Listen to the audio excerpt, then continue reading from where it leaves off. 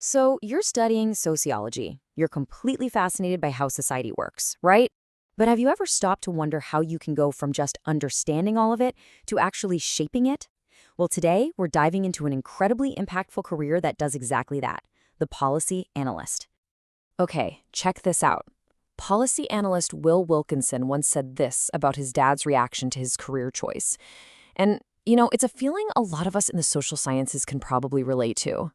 People think your degree is, well, a little abstract. But what if I told you there really is an idea factory, and your skills are the raw material for building a better world? Because that's the real question, isn't it? Your sociology classes, they're giving you the blueprints, the schematics to understand the incredibly complex structures that run our lives. So today, we're going to talk about how you take that knowledge and become an architect of social change. So let's start with the absolute basics. When you hear the title policy analyst, you might picture someone in a stuffy government office buried in paperwork. But honestly, the reality is so much more dynamic. We're talking about being on the front lines, crafting real solutions to some of society's biggest problems. The word you really got to latch onto here is architect. See, a policy analyst isn't just a researcher. They are the crucial link between understanding a huge problem, like, say, healthcare access or educational inequality, and then designing the actual laws and programs to fix it. They literally build the bridge between big ideas and real-world action. And it's not a one-and-done kind of job either. The work is this continuous loop. An analyst helps create a policy, they watch over it as it's put into action, and then, and this is so important, they evaluate if it's actually working. Is it effective? Is it fair? Then, using that evidence, they suggest improvements, and the whole cycle kicks off all over again. It's a living, breathing process. Okay, so what does this all look like day to day? What does an architect of social change actually do when they clock in for work? Well, it's this fascinating mix of deep, quiet thought and really fast-paced, high-stakes communication. And that's really the heart of it. The job basically has two sides.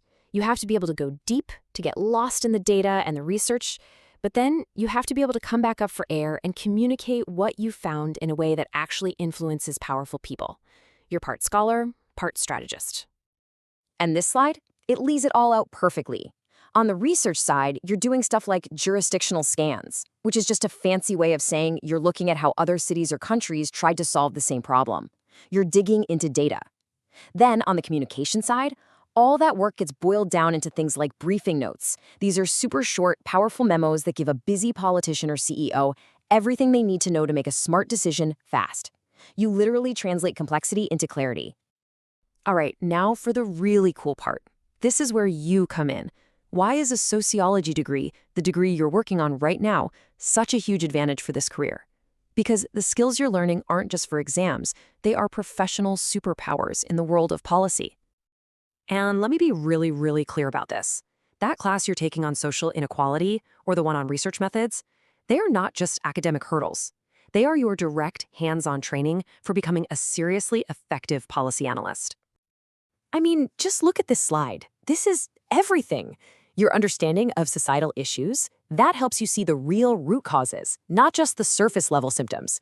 Your training in data analysis, that is exactly what's needed to figure out if a policy is actually working.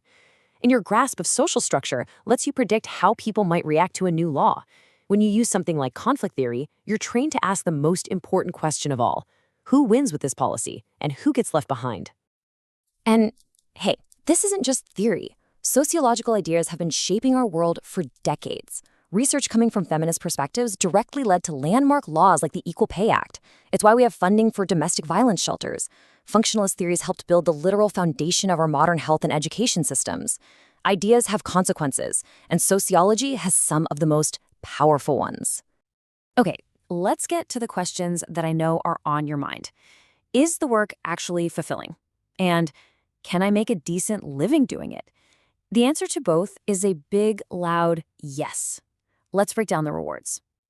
First up, the purpose. The number one thing that drives people in this field is something researchers call public service motivation. It's that deep down fundamental need to make a positive impact.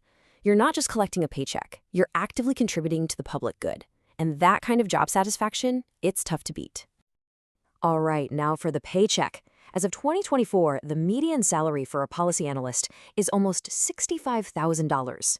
That is a solid, competitive, professional salary right from the start. And what's really exciting is the room to grow. As you can see here, you move from that entry-level salary into mid-career roles where you could be earning up to $90,000.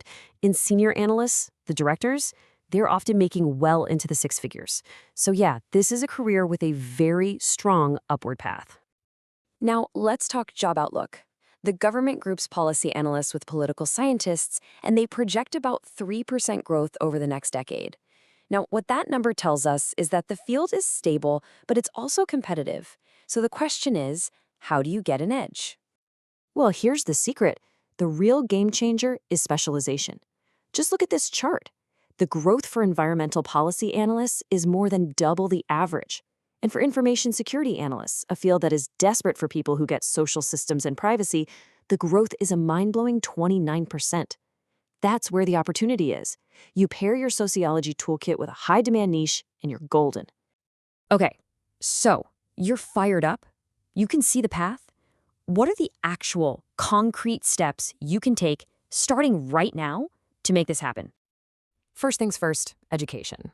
Your bachelor's in sociology is the absolute perfect foundation. It gives you the framework, the critical thinking skills, but to really move up and get that official policy analyst title, a master's degree is pretty much the key that unlocks the door. And when you get to grad school, you've basically got two main choices. A Master of Public Policy, or MPP, is for you if you want to be the deep subject matter expert, the person who lives in the data.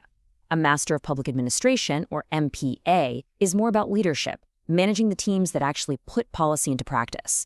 Thinking about which one sounds more like you can help a lot.